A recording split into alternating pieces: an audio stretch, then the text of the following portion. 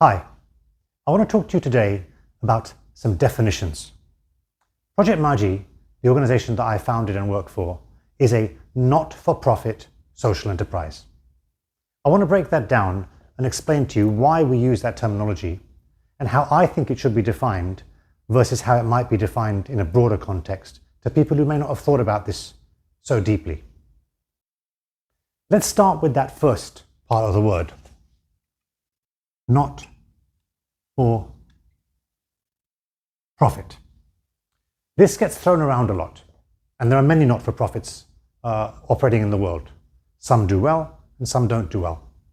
But let me just talk you through about what that might mean in more detail. Not-for-profit does not mean not for loss. We are not an organization that can just take money in and blindly spend it and throw it away without consideration for what we're doing. In terms of how we work, serving more than 300,000 people across 3 countries in small rural areas, we are also not for salaries or overhead.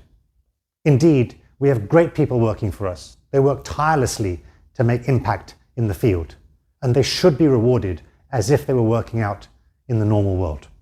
I don't see why, when we're classified as a not-for-profit, doing really impactful social work, our staff should be penalized with lower than market rates for salaries. What this can also mean, and I think more importantly to understand, is not for dividend. I think that's the crucial part. I think most donors want to really understand, when they drill down into it, they want to understand that the donations they are giving go into the field and they make real impact and not be farmed out to some of the trustees or shareholders in dividends. As long as that money stays within the organization, serving its purpose, I don't see why that should be a problem. But dividends should be a no-no in this field. So we've talked a lot about now not for. Let's talk about for. Organizations like ourselves and other not-for-profits should be for positive cash flow. Very, very important. If someone's going to donate to us, we have to make sure that we're going to be around to operate for the long term, just like a business would be. And that brings me back to the first phrase I used, social enterprise. We are an enterprise. We think of ourselves like a business. We have KPIs in our organization. We have very important operational manuals and procedures. We work like a business.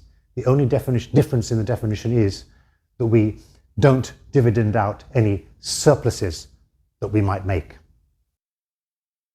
We also have to be for purpose. That is our raison d'etre. That's why we exist. We have a purpose at the cause of what we do. Profit is not why we work. We work because we have a purpose. And for Project Magi, that is to get sustainable access to rural water to 1 million people by 2025. A very clear purpose, and that's what drives us. And then relating back to the positive cash flow, we also have to be for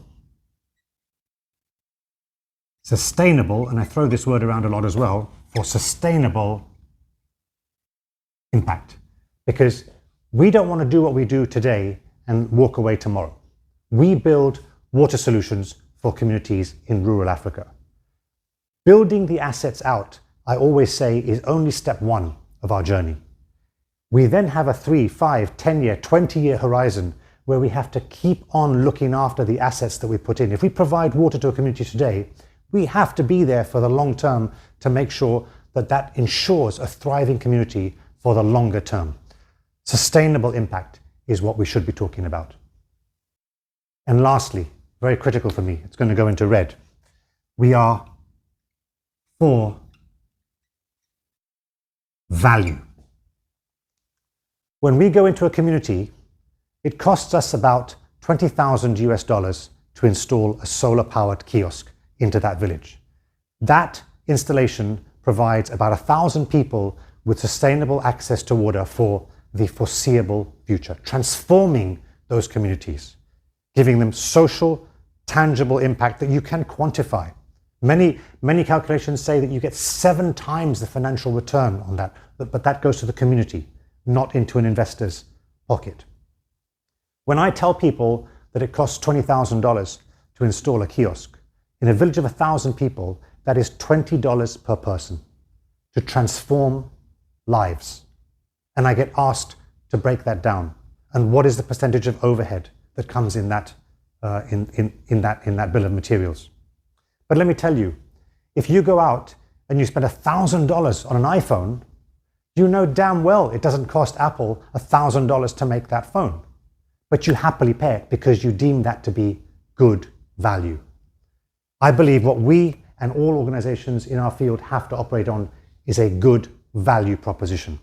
$20 to give access to water to a person for essentially a lifetime, I think is fantastic value. So let's please look at value. Let's look at sustainable impact. Let's look at purpose. Let's look at organizations having positive cash flow so they can survive. And if you want to control them, make sure that they're not dividending out. But let's also make sure that they're not losing money and that they can pay their staff good salaries. Let's not focus on this phrase, not for profit. People get hung up about this too tightly and put too many restrictions and prevent really good organizations from doing great work, the great work that they can do and expanding. There is a much broader breadth that we can look at this with. I hope that clarifies a lot and you can understand where we come from and so many more for impact organizations that I talk to. Thanks for your time.